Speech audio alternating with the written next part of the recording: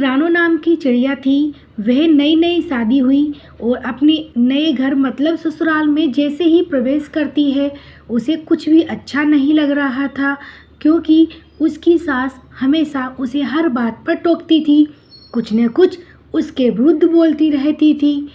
उसे अपने पिता का घर याद आया और हर पिता के समान उसके पिता भी उसे बहुत प्रेम करता था।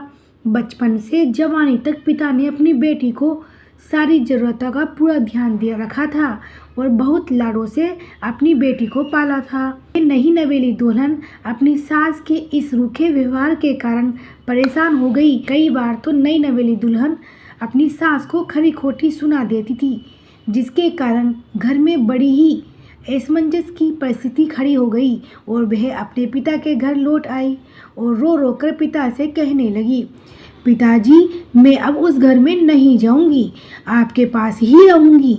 यदि आप मना करेंगे तो मैं आत्महत्या कर लूंगी। पिता समझदार थे।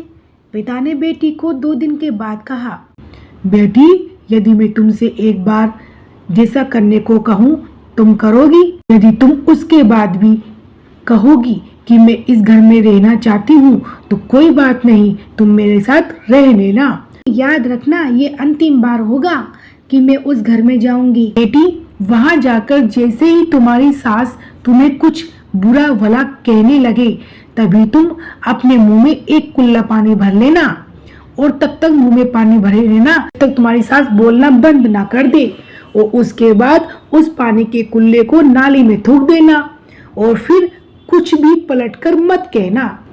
बेटी को कुछ समझ नहीं आया, लेकिन बेटी तैयार हो गई और बेटी ने ससुराल जाकर वैसा ही किया। जब भी सासू माँ कुछ कहना शुरू करती वो तुरंत मुंह में पानी भर लेती और बहुत देर तक भरी रहती।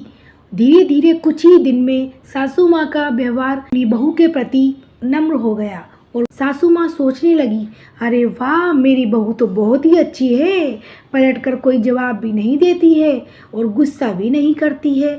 सासू माँ उस बहू को बेटी कहने लगी और उसकी तारीफ करने लगी। सासू माँ का प्रेम भरा व्यवहार देखकर बहू भी अपनी सासू माँ को माँ के जैसा प्रेम करने लगी। कुछ दिनों के बाद चिड़िया के पिता अपनी बेटी से मिलने आया। जैसे ही पिता अपने घर वापस जाने लगे तब अपनी बेटी से कहते हैं, बेटिया चलो, यदि तुम मेरे साथ चलना चाहती हो तो अपना सामान पैक कर लो।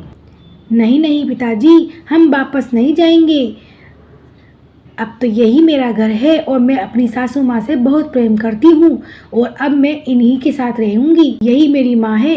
पिताजी अपनी बेटी की इस बातों को सुनकर बहुत खुश हुए और बेटी को बहुत आशीष देकर खुशी खुशी घर लौट आए। इस कहानी से हमें ये शिक्षा मिलती है कि प्रेम सब बातों को सह लेता है।